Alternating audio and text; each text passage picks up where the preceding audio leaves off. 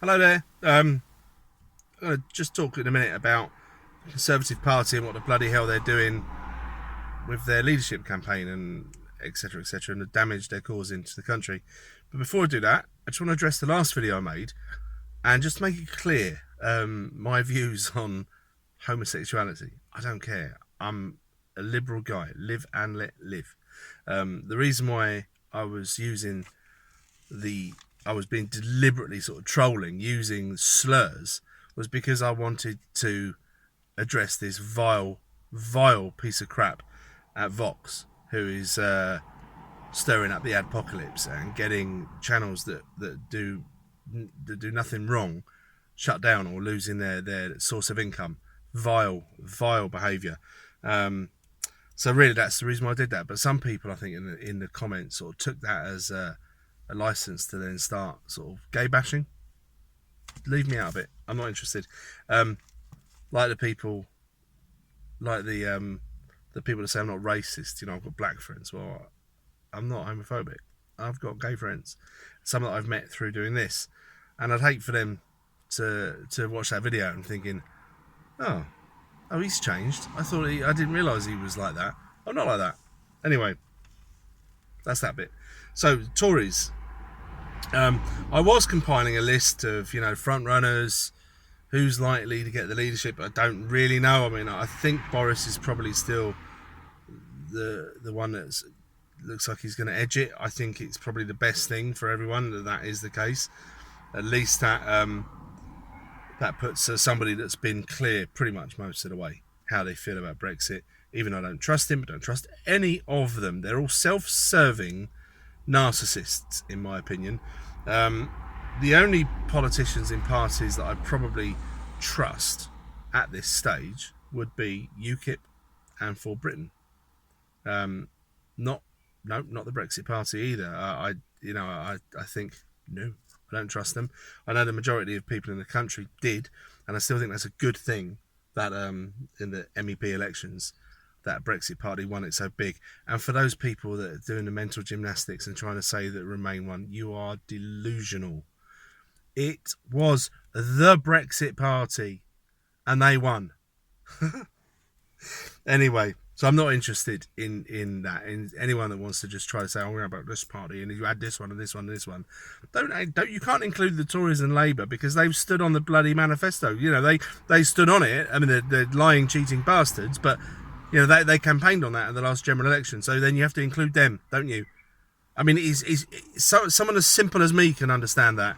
Then other people are just delusional or just doing some sort of mental gymnastics anyway.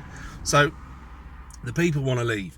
If the Tories want to survive, they have to put at least a politician that's been very, very clear the whole way through on how they feel about it. So they have to go with Boris Johnson.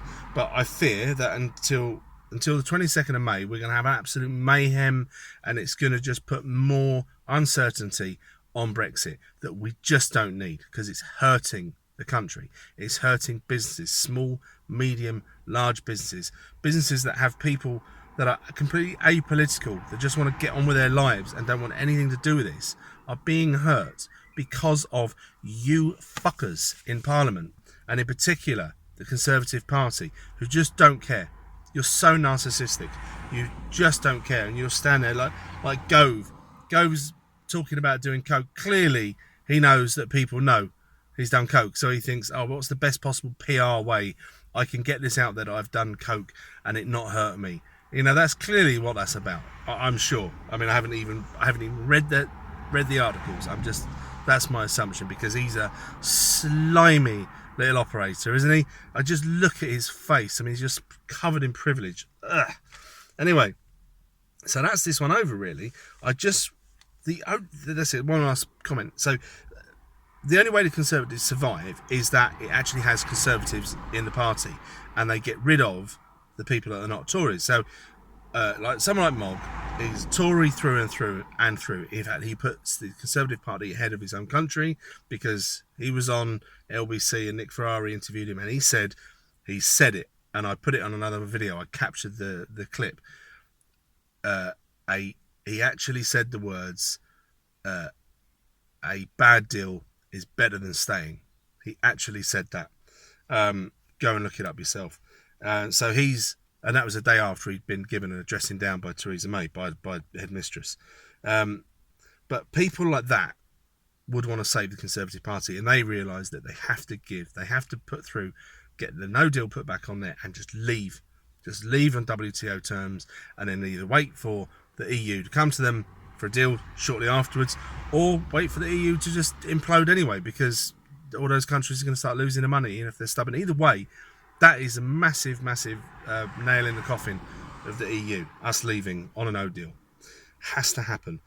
So the longer they go on messing around with, could it be this person, because if you put in somebody to vote Remain, all they're going to do is they're going to continue Theresa May's good work in stopping Brexit. So the Remainers have got to go, join the Lib Dems or whatever, and the Conservatives can stay if they want their party to survive. And probably another good tip for helping their party to survive would be to bring Nigel Farage in. That'll probably kill UKIP as well, I don't know. But, Farage, I don't trust you, mate. I do not trust you. But, at least on Brexit, you talk sense. Anyway, more sense than me, probably. Anyway, that one's over. Let me know what you think. Cheers, bye.